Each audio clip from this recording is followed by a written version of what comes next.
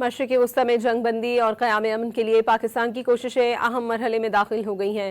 برطانوی خبر ایجنسی کے مطابق فیلڈ مارشل نے امریکہ اور ایران سے رابطے کیے۔ پاکستان میں ایرانی سفیر نے بھی کہا کہ جنگ رکوانے کے لیے پاکستان کے خیر سگالی اقدامات تیز ہو گئے ہیں۔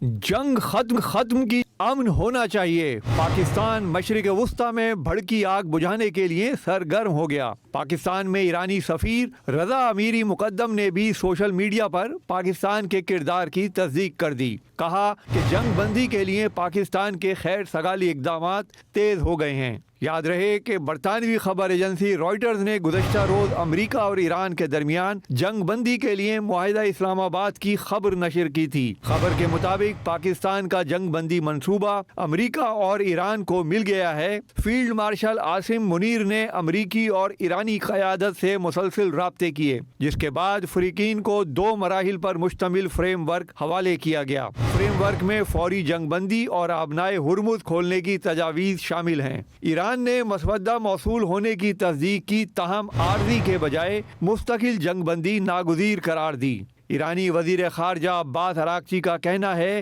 کہ جنگ ایسے انداز سے ختم کی جانی چاہیے کہ دشمن کبھی ایران پر دوبارہ حملہ نہ کر سکے۔ یہ بھی کہا کہ جب ایران کہتا ہے کہ جنگ بندی نہیں چاہتا تو اس کا مطلب یہ نہیں کہ ہم جنگ چاہتے ہیں۔